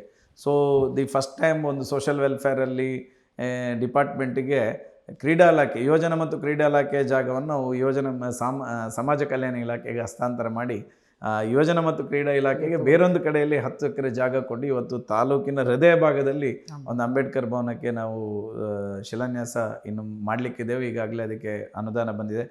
ಸನ್ಮಾನ್ಯ ಕೋಟ ಶ್ರೀನಿವಾಸ ಪೂಜಾರಿ ಅವರು ಸಮಾಜ ಕಲ್ಯಾಣ ಇಲಾಖೆ ಸಚಿವರಾಗಿದ್ದಾಗ 4 ಕೋಟಿ ಪ್ಲಸ್ ಮತ್ತೊಂದು 3 ಕೋಟಿ, ಒಟ್ಟು 7 ಕೋಟಿ ರೂಪಾಯಿ ಸ್ಯಾಂಕ್ಷನ್ ಆಗಿತ್ತು. ಅದು ಹೊಸ ಸರ್ಕಾರ ಬಂದಾಗ ಅದನ್ನು ವಿಡ್ರಾ ಮಾಡಿದರು. ಮತ್ತೆ ಪುನಃ ಮಹದೇವಪ್ಪ ಅವರನ್ನು ನಾನು ಅಧಿವೇಶನದಲ್ಲೂ ಪ್ರಶ್ನೆ ಮಾಡಿದ್ದೆ. ಆಮೇಲೆ ಮಹದೇವಪ್ಪ ಸಾಹೇಬರು ಮಂತ್ರಿ ಆಗಿದ್ದಾಗ ಅವರನ್ನು ಭೇಟಿ ಮಾಡಿದಾಗ ನಮಗೆ ಅದಕ್ಕೆ ಈಗ 3 ಕೋಟಿ ರೂಪಾಯಿ ರಿಲೀಸ್ ಮಾಡಿಕೊಟ್ಟಿದ್ದಾರೆ. ಅದರದ್ದು ಸಹ ಕೆಲಸ ಇನ್ನು ಮುಂದಿನ ದಿನಗಳಲ್ಲಿ ಪ್ರಾರಂಭ ಆಗ್ತದೆ. ಈ ರೀತಿ ಬೇರೆ ಬೇರೆ ಕಾನ್ಸೆಪ್ಟ್ಗಳನ್ನು ಇಟ್ಟುಕೊಂಡು ಬೆಳ್ತಂಗಡಿಯಲ್ಲಿ ಅಭಿವೃದ್ಧಿಯ ಕಲ್ಪನೆ. ಅದು ಈಗ ವೇಣೂರಿಗೆ ಹೋದರೆ ವೇಣೂರಿನಲ್ಲಿ ಒಂದು ಬಸ್ ಸ್ಟ್ಯಾಂಡು ಇರಲಿಲ್ಲ. ಕರಾವಳಿ ಅಭಿವೃದ್ಧಿ ಪ್ರಾಧಿಕಾರದ ಜೊತೆ ಪಂಚಾಯತ್ನ ಅನುದಾನಗಳನ್ನೆಲ್ಲ ಸೇರಿಸಿಬಿಟ್ಟು ಪ್ರಾಯಶಃ ಇವತ್ತೊಂದು ಸುಂದರವಾಗಿರ್ತಕ್ಕಂಥ ವೇಣೂರಿನಲ್ಲಿ commercial complex with bus stand ನಿರ್ಮಾಣ ಆಗುವಂಥ ಕೆಲಸ ಆಗಿದೆ. ಈ ರೀತಿ ಒಂದು ಬೇರೆ ಬೇರೆ ತಾಲೂಕಿನಲ್ಲಿ ಬೇರೆ ಬೇರೆ ರೀತಿಯಾಗಿರ್ತಕ್ಕಂಥ ಅಭಿವೃದ್ಧಿಯ ಕೆಲಸ ಕಾರ್ಯಗಳು. ಉದಾಹರಣೆಗೆ ಒಂದು ಶಾಲೆ ಅಂತ ಹೇಳಿದರೆ, ಒಂದು ಶಾಲೆಗೆ ಮೂಲಭೂತ ಸೌಕರ್ಯಕ್ಕೆ ಬೇಕಾಗಿರ್ತಕ್ಕಂಥ ನಮ್ಮದು ಬೆಳ್ತಂಗಡಿ ತಾಲೂಕಿನಲ್ಲಿ ಇರ್ತಕ್ಕಂಥ ಡಿಗ್ರಿ ಕಾಲೇಜ್, ಅದು ಹಿಂದೆ ಹೇಗಿತ್ತು ಅಂತ ಒಂದು 10 ವರ್ಷದ ಹಿಂದೆ ಅಲ್ಲಿಯ ಸ್ಟೂಡೆಂಟ್ಗಳನ್ನು ಕೇಳಿದರೆ ಗೊತ್ತಿರುತ್ತೆ. ಆದರೆ ಇವತ್ತಿನ ಸ್ಟೂಡೆಂಟ್ಗಳ ಹತ್ರ ಹೋಗಿ ಅಥವಾ ನಾವು ಹೋಗಿ ನೋಡಿದಾಗ ಒಂದು ಖಾಸಗಿ ವಿದ್ಯಾಸಂಸ್ಥೆಗೆ ಸರಿಸಾಟಿಯಾಗಿ ನಿಲ್ಲುವಂಥ ಒಂದು ಪ್ರಥಮ ದರ್ಜೆ ಕಾಲೇಜ್, ಅದು ಮೇಳಂತಬೆಟ್ಟು ಪ್ರಥಮ ದರ್ಜೆ ಕಾಲೇಜ್ ಇರ್ಬೋದು, ಅದು ಪುಂಜಲ್ಕಟ್ಟೆ ಪ್ರಥಮ ದರ್ಜೆ ಕಾಲೇಜ್ ಇರಬೇಕು. ಸೊ ನಮ್ಮ ಅವಧಿಯಲ್ಲಿ ಒಂದು KPSC ಅಲಾಟ್ಮೆಂಟ್ ಆಗಿತ್ತು, ಅದು ಪುಂಜಲ್ಕಟ್ಟೆಗೆ ನಾನು ಅದನ್ನು KPSC ಕೊಟ್ಟೆ. ಇವತ್ತು ಸುಸಜ್ಜಿತವಾಗಿರ್ತಕ್ಕಂಥ ಒಂದು KPSC ಶಿಕ್ಷಣ ಸಂಸ್ಥೆ, ಸರ್ಕಾರಿ ಶಿಕ್ಷಣ ಸಂಸ್ಥೆ ಆಗಿರುವಂಥದ್ದು. ಅದರಲ್ಲಿ ಈಗ ಒಂದು ಸೇಕ್ರೆಡ್ ಹಾರ್ಟ್ ಕ್ರೆಡಿಟ್ ಕೋಆಪರೇಟಿವ್ ಸೊಸೈಟಿಯವರ ಸಹಭಾಗಿತ್ವದಲ್ಲಿ ಪ್ರಾಯಶಃ ನಾವಿವತ್ತು ಒಂದು ಸುಂದರವಾಗಿರ್ತಕ್ಕಂಥ ಸಭಾಭವನ ನಿರ್ಮಾಣ ಮಾಡ್ತಾ ಇದ್ದೇವೆ. ಆ ಸಭಾಭವನ ಏನು ಅಂತ ಹೇಳಿದರೆ, ಯಾವುದೇ ರಾಜ್ಯದ ಯಾವುದೇ ಸರ್ಕಾರಿ ಶಾಲೆಯಲ್ಲಿ ಒಂದು 700 ವಿದ್ಯಾರ್ಥಿಗಳು ಕೂತ್ಕೊಳ್ತಕ್ಕಂಥ ಒಂದು ಸಭಾಭವನ ಎಲ್ಲಿಯೂ ನಿರ್ಮಾಣ ಆಗಿಲ್ಲ. ಇದು ಮೊದಲ ಒಂದು KPSC ಶಾಲೆಯ ಸಭಾಭವನ ನಮ್ಮದು ನಿರ್ಮಾಣದ ಹಂತದಲ್ಲಿದೆ. ಒಂದಷ್ಟು ದಿನಗಳಲ್ಲಿ ಅದನ್ನು ಉದ್ಘಾಟನೆಯನ್ನು ಸಹ ಮಾಡಲಿಕ್ಕಿರುವಂಥದ್ದು. ಸರ್, ಮತ್ತೊಂದಿಷ್ಟು ಕಡೆ ಏನಂತಂದರೆ ಪ್ರವಾಸೋದ್ಯಮಕ್ಕೂ ತಮ್ಮಲ್ಲಿ ವಿಪುಲ ಅವಕಾಶಗಳಿವೆ. ಪ್ರವಾಸೋದ್ಯಮವನ್ನು ಅಭಿವೃದ್ಧಿಪಡಿಸುವ ನಿಟ್ಟಿನಲ್ಲಿ ಏನೆಲ್ಲ ಕಾರ್ಯಕ್ರಮವನ್ನು ತೆಗೆದುಕೊಂಡು ಬಂದಿರಿ? ಯಾಕಂತಂದರೆ ಅದರಲ್ಲೂ ಕೂಡ ಮಂಜುನಾಥನ ಪುಣ್ಯಕ್ಷೇತ್ರ ಧರ್ಮಸ್ಥಳ ಆಗಿರ್ಬೋದು, ಹೀಗೆ ವಿವಿಧ ರೀತಿಯಾಗಿರ್ತಕ್ಕಂಥ ಪ್ರವಾಸೋದ್ಯಮಕ್ಕೆ ಹೆಚ್ಚಿನ ಸಂಖ್ಯೆಯ ರಾಜ್ಯ ವಿದೇಶ ಬೇರೆ ಬೇರೆ ರಾಜ್ಯಗಳಿಂದ ಹರಿದು ಬರ್ತಾರೆ. ಏನೆಲ್ಲ ಕಾರ್ಯಕ್ರಮ ಸರ್? ನೋಡಿ, ನಮ್ಮಲ್ಲಿ ಮೇಜರಾಗಿ ಬೆಳ್ತಂಗಡಿ ವಿಧಾನಸಭಾ ಕ್ಷೇತ್ರದಲ್ಲಿ, ವಿಶೇಷವಾಗಿ ದಕ್ಷಿಣ ಕನ್ನಡ ಜಿಲ್ಲೆಯಲ್ಲಿ, ಅದರಲ್ಲೂ ಬೆಳ್ತಂಗಡಿ ವಿಧಾನಸಭಾ ಕ್ಷೇತ್ರದಲ್ಲಿ ಅತ್ಯಂತ ಹೆಚ್ಚು ಟೂರಿಸ್ಟ್ ಅಟ್ರ್ಯಾಕ್ಟ್ ಆಗ್ತಕ್ಕಂಥ ಸ್ಪಾಟ್ಗಳಿದೆ. ಸೊ ನಮ್ಮಲ್ಲಿ ಅನೇಕ ಫಾಲ್ಸ್ಗಳಿದೆ, ಅನೇಕ ದೇವಸ್ಥಾನಗಳು, ಒಳ್ಳೊಳ್ಳೆ ದೇವಸ್ಥಾನಗಳು ನಮ್ಮ ಕ್ಷೇತ್ರದಲ್ಲಿದೆ. ಈ ರೀತಿ ಅನೇಕ ಪ್ರದೇಶಗಳು ಒಂದು ಒಳ್ಳೆಯ ರೀತಿಯಲ್ಲಿ ಟೂರಿಸ್ಟನ್ನು ಅಟ್ರ್ಯಾಕ್ಟ್ ಆಗ್ತಕ್ಕಂಥ ಒಂದು ಜಾಗ ನಮ್ಮ ಪ್ರದೇಶದಲ್ಲಿದೆ. ಅನೇಕ ಟ್ರಕ್ಕಿಂಗ್ ಪ್ಲೇಸ್ಗಳಿದೆ. ಸೊ ಈ ಎಲ್ಲ ಕಡೆಗಳಿಗೆ, ಉದಾಹರಣೆಗೆ ನಮ್ಮ ಮಿತ್ತಬಾಗಿಲಿನಲ್ಲಿರ್ತಕ್ಕಂಥ ಒಂದು ಇದು ಏನು ಫಾಲ್ಸ್ ಇದೆ, ಮಿತ್ತಬಾಗಿಲಿನಲ್ಲಿ ಒಂದು ಫಾಲ್ಸ್ ಇದೆ. ಮಿತ್ತಬಾಗಿಲು ಫಾಲ್ಸಿಗೆ ನಾವು ಅದಕ್ಕೆ ಒಂದು ಕುಕ್ಕಾವು ಮೂಲಕ ಹೋಗ್ತಕ್ಕಂಥ ರಸ್ತೆಗೆ ಸೇತುವೆ ಮತ್ತು ಕಾಂಕ್ರೀಟೀಕರಣದ ವ್ಯವಸ್ಥೆಯನ್ನು ಮಾಡಿದ್ವಿ. ಈ ರೀತಿ ಬೇರೆ ಬೇರೆ ಕಡೆಗಳಲ್ಲಿ ಟೂರಿಸಂ ಶಿಶಿಲದಲ್ಲಿ ಒಂದು ಶಿಶಿಲೇಶ್ವರ ದೇವಸ್ಥಾನ, ಅಲ್ಲಿಯ ಮೂಲಭೂತ ಸೌಕರ್ಯಕ್ಕೆ ಅನುಕೂಲ ಮಾಡುವಂಥದ್ದು. ಈ ರೀತಿ ಬೇರೆ ಬೇರೆ ಕಡೆಗಳಲ್ಲಿ ಟೂರಿಸಮನ್ನು ಡೆವಲಪ್ ಮಾಡುವಂಥ ದೃಷ್ಟಿಯಲ್ಲಿ ಒಂದು ಮೊದಲ ಹೆಜ್ಜೆಯನ್ನು ಇಡತಕ್ಕಂಥ ಒಂದು ಕೆಲಸ ಕಾರ್ಯಗಳನ್ನಾಗಿದೆ. ಅದು ಪೂರ್ಣ ಪ್ರಮಾಣದಲ್ಲಿ ಮಾಡಲಿಕ್ಕೆ ನಮಗೆ ಇನ್ನೂ ಅದಕ್ಕೆ ಅನುದಾನಗಳ ಅವಶ್ಯಕತೆ ಇದೆ. ಈಗಾಗಲೇ ನಾನು ಬೇರೆ ಬೇರೆ ಸರ್ಕಾರದ ಮಂತ್ರಿಗಳ ಜೊತೆ ಅದಕ್ಕೆ ಪತ್ರಗಳನ್ನು ಕೊಡ್ತಕ್ಕಂಥ ಕೆಲಸ ಕಾರ್ಯಗಳನ್ನು ಸಹ ಮಾಡ್ತಾ ಇರುವಂಥದ್ದು. ಸರ್, ನನ್ನ ಕ್ಷೇತ್ರದಲ್ಲಿ ಓಡಾಟ ಮಾಡಿದಾಗ ಒಂದಿಷ್ಟು ಜನಗಳ ಆಫ್ ದಿ ರೆಕಾರ್ಡ್ ಮಾತಾಡಿಸುವಾಗ ಒಂದಿಷ್ಟು ಜನ ಹೇಳ್ತಾರೆ, ಹರೀಶ್ ಪೂಂಜಾ ಅವರು ಒಂದು ಸಮುದಾಯದ ಪರವಾಗಿರ್ತಕ್ಕಂಥ ನಾಯಕ, ಮತ್ತೊಂದು ಸಮುದಾಯವನ್ನು ಕಡೆಗಣನೆ ಮಾಡ್ತಾರೆ ಅಂತ ಹೇಳಿ. ಆದರೆ ನಾನು ಮತ್ತೊಂದು ಭಾಗಕ್ಕೆ ಹೋಗಿ ಮಾತಾಡಿಸಿದಾಗ ಶಕ್ತಿನಗರ ಅನಿಸುತ್ತೆ, ಆ ಒಂದು ಭಾಗದಲ್ಲಿ ಸುಮಾರು 20-25 ವರ್ಷಗಳ ಕಾಲ ಆ ಒಂದು ಭಾಗದಲ್ಲಿ ಮತ್ತೊಂದು ಅನ್ಯ ಕಮ್ಯುನಿಟಿಯ ಸಮುದಾಯದ ಸಂಖ್ಯೆ ಜಾಸ್ತಿ ಇರುವಂಥದ್ದು, ಅಲ್ಲಿ ತಾವು ರಸ್ತೆಯನ್ನು ಮಾಡಿಸಿ ಆ ಭಾಗದ ಜನರ ಮನ ಗೆಲ್ಲುವಲ್ಲಿ ಯಶಸ್ವಿಯಾಗಿದ್ದೀರಿ. ಸೊ ಈ ರೀತಿಯ ಮಾತುಗಳಿಗೆ ಏನು ಹೇಳ್ತೀರಾ ಅಂತ ಹರೀಶ್ ಪೂಂಜಾ ಅವರು? ನೋಡಿ, ನನ್ನ ಸಿದ್ಧಾಂತ, ನನ್ನ ತತ್ವ ಹಿಂದುತ್ವ.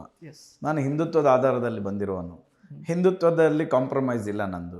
ನನಗೆ ಹಿಂದುತ್ವ ಮೊದಲ, MLA ಮೊದಲ ಕೇಳಿದರೆ ನನಗೆ ಹಿಂದುತ್ವನೇ ಮೊದಲು. ನಾನು ಆ ಆಧಾರದಲ್ಲಿ ಬೆಳೆದವನು, ಆ ಆಧಾರದಲ್ಲಿ ಜೀವನ ಮಾಡುವನು ನಾನು.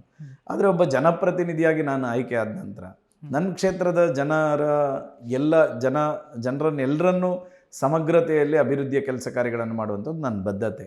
ಸೊ ಆ ದೃಷ್ಟಿಯಲ್ಲಿ ನಾನು ಯಾವುದೇ ರಾಜಕಾರಣದ ಭಾಗದಲ್ಲಿ ಜಾತಿ ಧರ್ಮ ಅಂತ ಹೇಳುವಂಥದ್ದನ್ನು ನೋಡದೆ ಸಮಗ್ರ ಬೆಳ್ತಂಗಡಿ ತಾಲೂಕಿನ ಅಭಿವೃದ್ಧಿಯ ದೃಷ್ಟಿಯಿಂದ ನಾನು ಚಿಂತನೆಯನ್ನು ಮಾಡಿದವನು.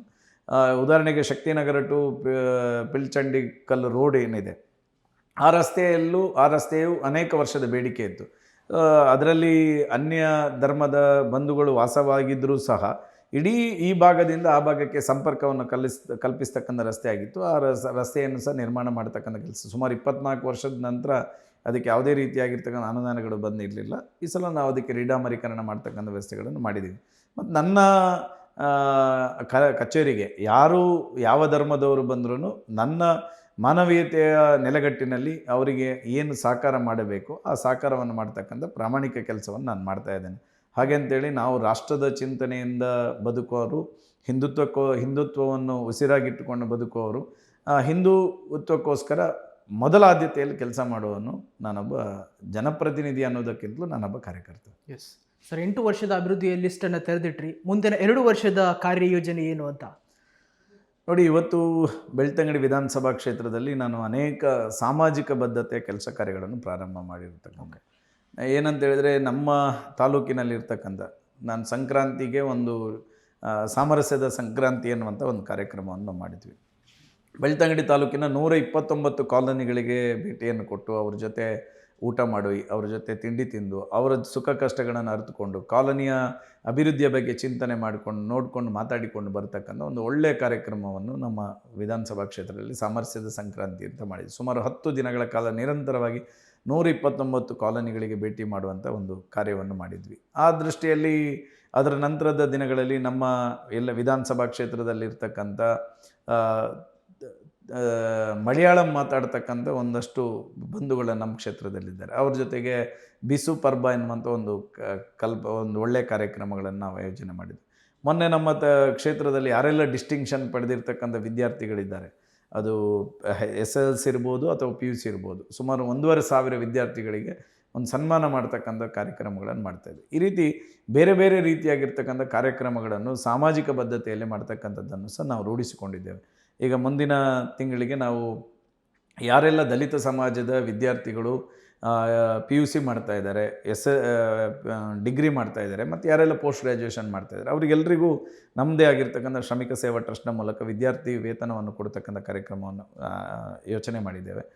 ನಂತರದ ದಿನಗಳಲ್ಲಿ ನಾವು ಒಂದು ಸುಮಾರು ಅಕ್ಟೋಬರ್, ನವಂಬರ್, ಡಿಸೆಂಬರ್ ಹಂತಕ್ಕೆ ಪ್ರತಿ ಗ್ರಾಮ ಪಂಚಾಯತ್ ವ್ಯಾಪ್ತಿಯಲ್ಲಿ ಯಾರೆಲ್ಲ PUC ಓದ್ತಕ್ಕಂಥ ವಿದ್ಯಾರ್ಥಿಗಳಿದ್ದಾರೆ, ಡಿಗ್ರಿ ಓದ್ತಕ್ಕಂಥ ವಿದ್ಯಾರ್ಥಿಗಳಿದ್ದಾರೆ, ಪೋಸ್ಟ್ ಗ್ರ್ಯಾಜುಯೇಷನ್ ಮಾಡ್ತಕ್ಕಂಥ ವಿದ್ಯಾರ್ಥಿಗಳಿದ್ದಾರೆ, ಅವರನ್ನೆಲ್ಲರನ್ನು ಪಂಚಾಯತ್ ಲಿಮಿಟಲ್ಲಿ ಅವರನ್ನೆಲ್ಲ ಸೇರಿಸಿ ಅವರು ಕಾಂಪಿಟೇಟಿವ್ ಎಕ್ಸಾಮ್ಗೆ ಬರೀಬೇಕು, ಅವರು ಒಂದು ಒಳ್ಳೆಯ ರೀತಿಯಲ್ಲಿ ಅವರಿಗೆ ಜಾಬು ಸಿಗಬೇಕು, ಮತ್ತು KS IAS ಆಗಿ ಅವರು ಬರಬೇಕೆನ್ನುವಂಥ ದೃಷ್ಟಿಯಲ್ಲಿ ಬೇರೆ ಬೇರೆ ಓರಿಯೆಂಟೇಷನ್ ಕೊಡಲಿಕ್ಕೆ ಸಂಪನ್ಮೂಲ ವ್ಯಕ್ತಿಗಳನ್ನು ಕರೆಸ್ಕೊಂಡು ಒಂದು 4 ದಿನಗಳ ಪ್ರತಿ ಆದಿತ್ಯವಾರ ಪ್ರತಿ ಪಂಚಾಯತ್ ವ್ಯಾಪ್ತಿಯಲ್ಲಿ ಓರಿಯೆಂಟೇಷನ್ ಮಾಡಬೇಕನ್ನುವಂಥದ್ದನ್ನು ಈಗಾಗಲೇ ಚಿಂತನೆ ಮಾಡಿದ್ದೇವೆ. ಈ ರೀತಿಯ ಈ ರೀತಿ ಜನರ ಜೊತೆಯಲ್ಲಿ ಜನರ ಬೇಕು ಬೇಡಗಳಿಗೆ ಸ್ಪಂದನೆ ಮಾಡ್ತಾ ಸಾಮಾಜಿಕ ಬದ್ಧತೆಯಲ್ಲಿ ಕೆಲಸ ಮಾಡಬೇಕಾದಂಥ ಕೆಲಸವನ್ನು ನಾವು ಮುಂದುವರಿಸ್ತಾ ಇದ್ದೀವಿ. ಅದರ ಜೊತೆಯಲ್ಲಿ ಇವತ್ತು ಅಭಿವೃದ್ಧಿಗೆ ಸರ್ಕಾರ ಏನು ದುಡ್ಡು ಕೊಡ್ತಾ ಇಲ್ಲ, ಎಲ್ಲಿ ಯಾವ ಮಿನಿಸ್ಟರ್ ಹತ್ರ ಹೋದ್ರೂ ಅವ್ರ ಕೈ ಚೆಲ್ಲಿ ಎಲ್ಲ ಗ್ಯಾರಂಟಿಗೆ ಅಂತ ಹೇಳುವಂಥ ಪರಿಸ್ಥಿತಿಯಲ್ಲಿ ಸರ್ಕಾರ ಇರುವಂಥದ್ದು. ಪ್ರಾಯಶಃ ಈ ಎಲ್ಲದರ ನಡುವೆ ನಮ್ಮ ಕ್ಷೇತ್ರದ ಜನರಿಗೆ ಗೊತ್ತಿದೆ, ಇವತ್ತು ಸರ್ಕಾರ ಇದ್ದಿದ್ದರೆ ನಮ್ಮ MLA ಅವರು ನಾವು ಯಾವುದೇ ಅನುದಾನ ಕೇಳಬೇಕಾಗಿರಲಿಲ್ಲ, ನಮ್ಮ ಗ್ರಾಮದ ಎಲ್ಲ ರಸ್ತೆಗಳ ಅಭಿವೃದ್ಧಿ ಆಗ್ತಾಯಿತ್ತು ಅನ್ನುವಂಥದ್ದು ಅವರಿಗೂ ಗೊತ್ತಿದೆ. ಇವತ್ತು ಈ ಕ್ಷೇತ್ರದಲ್ಲಿ ವಿದ್ಯುತ್ತಿಗೆ ಸಂಬಂಧಪಟ್ಟಂಥ ತುಂಬ ಸಮಸ್ಯೆಗಳಿತ್ತು. ಇವತ್ತು ನಮ್ಮಲ್ಲಿ 110 ಸಬ್ಸ್ಟೇಷನ್ ಒಂದೇ ಇತ್ತು. ಈಗ ಮತ್ತೆ ಅದು ಸುನೀಲ್ ಕುಮಾರ್ ಅವರು ಆಗಿದ್ದಂಥ ಸಂದರ್ಭದಲ್ಲಿ ನಾವು 110 ಸಬ್ಸ್ಟೇಷನ್ ಇನ್ನೊಂದು ಸ್ಯಾಂಕ್ಷನ್ ಮಾಡಿ ಟೆಂಡರ್ ಪ್ರಕ್ರಿಯೆಯಲ್ಲಾಗಿ ಈಗನ್ನು ಕಾಮಗಾರಿ ಕಾಮಗಾರಿ ಪ್ರಾರಂಭ ಆಗಿರತಕ್ಕಂಥದ್ದು. ಸೊ ಒಂದು ನಮ್ಮಲ್ಲಿ ಬೆಳ್ತಂಗಡಿ ವಿಧಾನಸಭಾ ಕ್ಷೇತ್ರದಲ್ಲಿ ಒಂದೇ ಸಂದರ್ಭದಲ್ಲಿ 32 ಕೋಟಿ ರೂಪಾಯಿ ವೆಚ್ಚದಲ್ಲಿ ಸುಮಾರು 460ಕ್ಕಿಂತಲೂ ಹೆಚ್ಚು ಟ್ರಾನ್ಸ್ಫಾರ್ಮರ್ಗಳನ್ನು ಏಕಕಾಲದಲ್ಲಿ ಅನುಷ್ಠಾನಗೊಳಿಸ್ತಕ್ಕಂಥ ಕೆಲಸ ಕಾರ್ಯಗಳನ್ನು ಮಾಡಿದ್ವಿ ನಮ್ಮ ವಿಧಾನಸಭಾ ಕ್ಷೇತ್ರದಲ್ಲಿ. 30 KV ಸಬ್ಸ್ಟೇಷನ್ಗಳು ಬೆಳಾಲಿರ್ಬೋದು ಅಥವಾ ಇಂದಬೆಟ್ಟಿದ್ದಿರ್ಬೋದು ಅಥವಾ ಹತ್ಯಡ್ಕದ್ದಿರ್ಬೋದು, ಈ ರೀತಿ 30 KV ಸಬ್ಸ್ಟೇಷನ್ಗಳು, ಈ ರೀತಿ ಬೇರೆ ಬೇರೆ ರೀತಿಯಾಗಿರ್ತಕ್ಕಂಥ ವಿದ್ಯುತ್ತಿಗೆ ಬೇಕಾಗಿರ್ತಕ್ಕಂಥ ಯೋಜನೆಗಳು ಸಹ ಒಂದು ವರ್ಷದಲ್ಲಿ ಅದು ಪೂರ್ಣಗೊಳ್ಳುವಂಥ ಹಂತದಲ್ಲಿ ಇದೆ. ಈ ರೀತಿ ಬೇರೆ ಬೇರೆ ರೀತಿಯಾಗಿರ್ತಕ್ಕಂಥ ಚಟುವಟಿಕೆಗಳು ಬೆಳ್ತಂಗಡಿ ತಾಲೂಕಿನಲ್ಲಿ ಮಾಡ್ತಾ ಇದ್ದೇವೆ. ಜನರ ಜೊತೆ ಇದ್ದೇವೆ. ಜನರ ಸುಖ ಕಷ್ಟಗಳಿಗೆ ಯಾವತ್ತೂ ನಾವು ನನ್ನ ಮನೆಯಲ್ಲಿ ನಿರಂತರ, ನಾನು ಯಾವತ್ತೆಲ್ಲ ಬೆಂಗಳೂರಿನ 2 ದಿನ ಕಮಿಟಿ ಮೀಟಿಂಗ್ ಬಿಟ್ಟು ಮನೆಯಲ್ಲಿರ್ತೇನೆ, ಎಲ್ಲ ದಿನ ಬೆಳಿಗ್ಗೆ ಜನರ ಜೊತೆ ಸಂಪರ್ಕ, ಅವರ ಸಮಸ್ಯೆಗಳಿಗೆ ಸ್ಪಂದನ ಮಾಡುವಂಥದ್ದು, ಆಫೀಸ್ನಲ್ಲಿ ಸ್ಪಂದನ ಮಾಡುವಂಥದ್ದು ಎಲ್ಲವನ್ನು ನಾನು ನಿರಂತರವಾಗಿ ಮಾಡ್ತಾ ಇರುವಂಥದ್ದು. ಜನರ ಜೊತೆನೇ ನಾನಿರುವವನು, ಜನರಿಂದ ದೂರ ಆಗಿ ಇರಲಿಕ್ಕೆ ಇಷ್ಟಪಡುವವನಲ್ಲ. ನನ್ನ ಜನರ ಜೊತೆನೇ ಬೆಳೆದವನು, ಜನರೊಟ್ಟಿಗೆ ಇರುವವನು, ಜನರಿಗೋಸ್ಕರ ಬದುಕ್ತಕ್ಕಂಥ ಒಬ್ಬ ಜನಪ್ರತಿನಿಧಿ ನಾನು. ಎಸ್ ಸರ್, ಸಿದ್ದರಾಮಯ್ಯನವರ ನಂತರ DK ಶಿವಕುಮಾರ್ ಮುಖ್ಯಮಂತ್ರಿ ಗಾದಿಯಲ್ಲಿ ಕೂತಿದ್ದಾರೆ ಸರ್. DK ಶಿವಕುಮಾರ್ ಅವರಲ್ಲಿ ಏನು ನಿರೀಕ್ಷೆ ಇಟ್ಟಿದ್ದೀರಿ ಅಂತ? DK ಶಿವಕುಮಾರ್ ಅವರು ಅವರ ರಾಜಕಾರಣದ ಇತಿಹಾಸವನ್ನು ತಗೊಂಡ್ರೆ ಅವರು ಬೆಂಗಳೂರು ಬಿಟ್ಟು ಹೊರಗಡೆ ಬಂದಿರಲಿಲ್ಲ.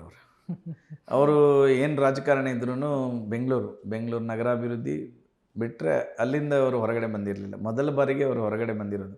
ಆದರೂ ಅವರಿಗೆ ಮನಸ್ಸಿಲ್ಲ ಹೊರಗಡೆ ಬರಲಿಕ್ಕೆ. ಯಾಕಂತ ಹೇಳಿದ್ರೆ ಅವರು ಬಿಡದಿ ಇಶ್ಯೂವನ್ನೇ ಇಟ್ಕೊಂಡು ಕೂತಿದ್ದಾರೆ. ಹೌದು. ಅವರು ಯಾವತ್ತು ರಾಜ್ಯದ ಮುಖ್ಯಮಂತ್ರಿಯಾಗಿ ಪ್ರಮಾಣ ವಚನ ಸ್ವೀಕಾರ ಮಾಡಿದ ನಂತರ ಜನ ಒಂದಷ್ಟು ನಿರೀಕ್ಷೆಗಳನ್ನು ಇಟ್ಟುಕೊಂಡಿದ್ದರು. ಆದರೆ ಆ ನಿರೀಕ್ಷೆ ಹುಸಿಯಾಗುವಂಥ ಹಂತ ತಲುಪಿದೆ ಅನ್ನುವಂಥದ್ದು ನನ್ನ ಭಾವನೆ. ಯಾಕಂತ ಹೇಳಿದರೆ ಅವರು ಅವರ ಘೋಷಣೆ ಬಿಡದಿಯಲ್ಲೂ ಅವರು ವಾಪಸ್ ತೊಗೊಂಡ್ರು.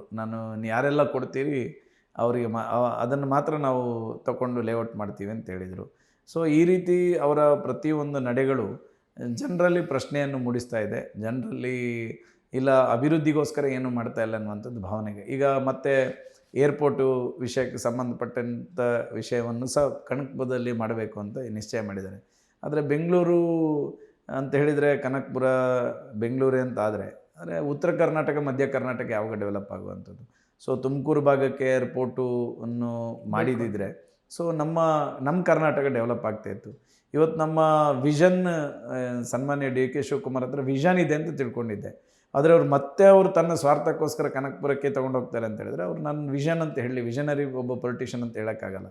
ನೋಡಿ, ನಮ್ಮ ರಾಜಕೀಯ ಇತಿಹಾಸದಲ್ಲಿ ಮಾಡಿರ್ತಕ್ಕಂಥ ದೊಡ್ಡ ತಪ್ಪೇನು, ಇವತ್ತು ನಾನು ಬೆಂಗಳೂರು ಬಗ್ಗೆ ಮಾತಾಡಬೇಕು. ಯಾಕೆ ಬೆಂಗಳೂರು ಬಗ್ಗೆ ಮಾತಾಡಬೇಕು ಅಂತ ಹೇಳಿದರೆ ದಕ್ಷಿಣ ಕನ್ನಡ ಜಿಲ್ಲೆಯಿಂದ ಸುಮಾರು 1.5 ಲಕ್ಷಕ್ಕಿಂತಲೂ ಹೆಚ್ಚಿನ ಜನ ಬೆಂಗಳೂರಿನಲ್ಲಿ ಇವತ್ತು ವಾಸವಾಗಿದ್ದಾರೆ, ಉದ್ಯೋಗಿಗಳಾಗಿದ್ದಾರೆ. ಸೊ ನಾವು ಈಗ ನೋಡ್ಬೋದು ಇಂದಿನ ರಾಜಕಾರಣದ ನಿರ್ಣಯಗಳು ಹೇಗೆ ತಪ್ಪಾಯಿತು ಅಂತೇಳಿ. ನಾವು ಹಿಂದೆ ಎಲೆಕ್ಟ್ರಾನಿಕ್ ಸಿಟಿಯನ್ನು ಮಾಡಿದ್ದು ಎಲ್ಲಿ ಕೇಳಿದರೆ ಹೊಸೂರು ಬಾರ್ಡ್ರ್. ಹೊಸೂರು ಎಲ್ಲಿಗೆ ಬಾರ್ಡ್ರ್ ಅಂತ ಕೇಳಿದರೆ ತಮಿಳ್ನಾಡಿಗೆ ಬಾರ್ಡ್ರ್. ಇವತ್ತು ಬೆಂಗಳೂರು ಎಲ್ಲಿ ಡೆವಲಪ್ ಆಗ್ತಾ ಇದೆ ಕೇಳಿದರೆ ತಮಿಳ್ನಾಡಿನಲ್ಲಿ ಡೆವಲಪ್ ಆಗ್ತಾ ಇದೆ. ನಾವು ಇಂಟರ್ನ್ಯಾಷನಲ್ ಏರ್ಪೋರ್ಟ್ ತೊಗೊಂಡೋಗಿ ಮಾಡಿರೋದು ದೇವನಹಳ್ಳಿ ಯಾವುದಕ್ಕೆ ಬಾರ್ಡ್ರ್ ಕೇಳಿದರೆ ಆಂಧ್ರ ಪ್ರದೇಶಕ್ಕೆ ಬಾರ್ಡ್ರು. ಇವತ್ತು ದೇವನಹಳ್ಳಿ ಎಲ್ಲಿ ಡೆವಲಪ್ ಆಗ್ತಾ ಇದೆ ಕೇಳಿದರೆ ಆಂಧ್ರ ಪ್ರದೇಶದಲ್ಲಿ ಡೆವಲಪ್ ಆಗ್ತಾಯಿದೆ. ನೀವು ನಾಳೆ ಇದೇ ಏರ್ಪೋರ್ಟನ್ನು ತೊಗೊಂಡೋಗಿ ಕನಕಪುರದಲ್ಲಿ ಹಾಕಿದರೆ ಮತ್ತೆ ತಮಿಳ್ನಾಡು ಡೆವಲಪ್ ಆಗ್ತದೆ.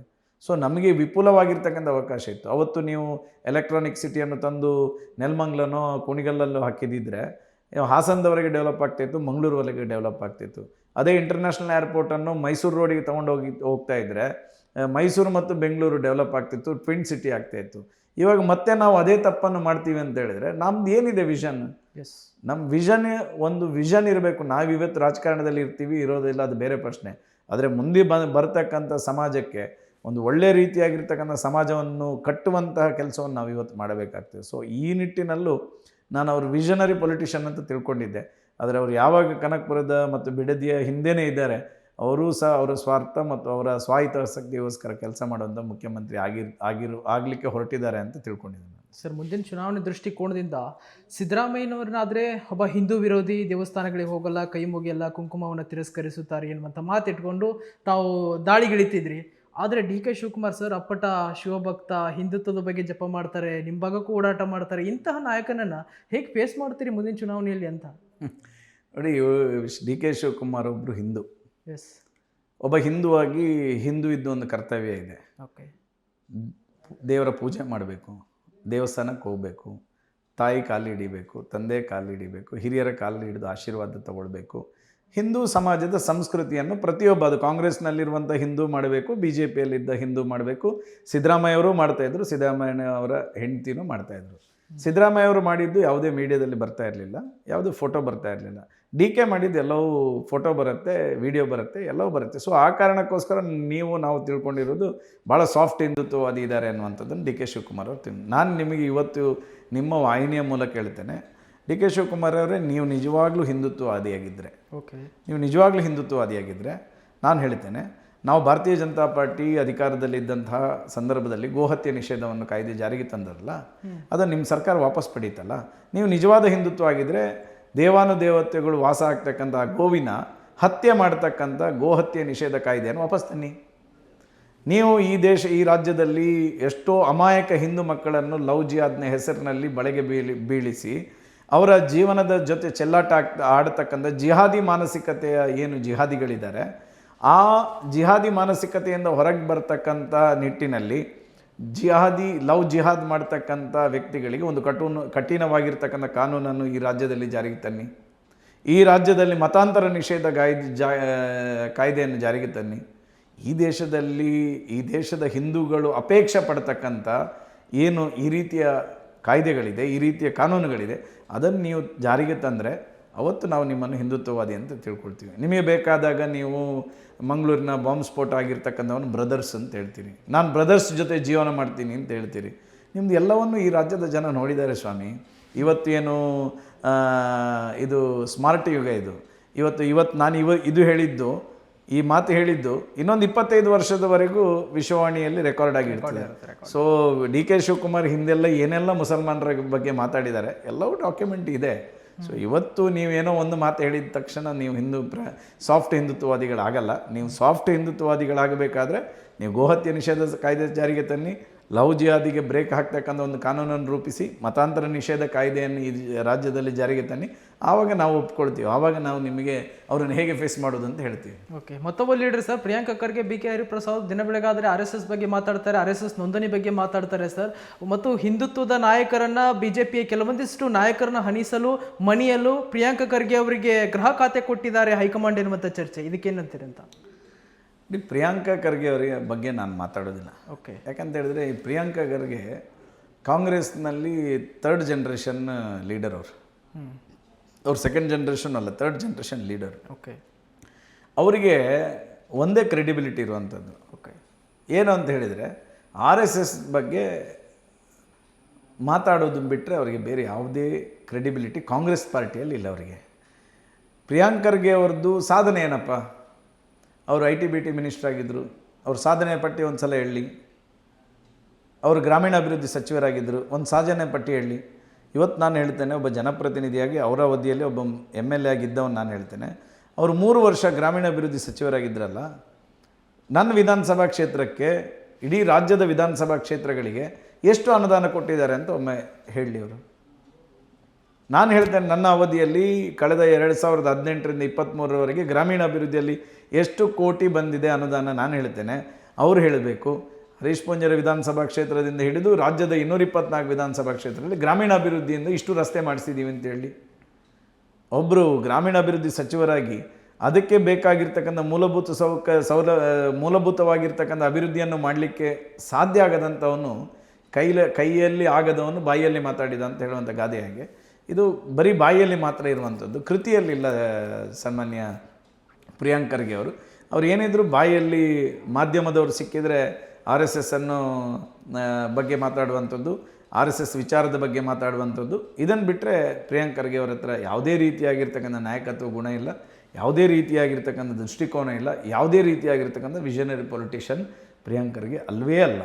ಎಸ್ ಸರ್, ನಾನು ನಿಮ್ಮ ದಕ್ಷಿಣ ಕನ್ನಡ, ಉಡುಪಿ ಜಿಲ್ಲೆಯಾದ್ಯಂತ ಎಲ್ಲ ವಿಧಾನಸಭಾ ಕ್ಷೇತ್ರಗಳಲ್ಲಿ ಸುತ್ತಾಡಿ ಕೆಲವೊಂದಿಷ್ಟು ಜನರ ಕಾರ್ಯಕರ್ತರ ಮಾತುಗಳನ್ನು ಕೇಳಿದಾಗ BJPಯ ಪಕ್ಷ ಸಂಘಟನೆ ಹೇಗಿದೆ ಎನ್ನುವಂಥ ವಿಚಾರವಾಗಿ ಒಂದು ಉತ್ತರಿಸಿ, ಮತ್ತೊಂದು ಕಡೆ ರಾಜ್ಯದ ನಾಯಕತ್ವ ವಿಚಾರವಾಗಿ ದಕ್ಷಿಣ ಕನ್ನಡ, ಉಡುಪಿ ಜಿಲ್ಲೆಯ ದೇವದುರ್ಲಭ ಕಾರ್ಯಕರ್ತರು, ಗಟ್ಟಿಯಾಗಿರ್ತಕ್ಕಂಥ ಹಿಂದುತ್ವ, BJPಯ ಭದ್ರಕೋಟೆ ಎನ್ನುವಂಥದ್ದು. ಆದರೆ ರಾಜ್ಯದಲ್ಲಿನ ಕೆಲವೊಂದಿಷ್ಟು ವಿಚಾರಗಳು, ರಾಜ್ಯ BJPಯಲ್ಲಿ ಆಗ್ತಾ ಇರುವಂಥ ಚರ್ಚೆಗಳು ಎಲ್ಲೋ ಪಕ್ಷಕ್ಕೆ ಹಿನ್ನಡೆ ಆಗ್ತಾ ಇದೆ.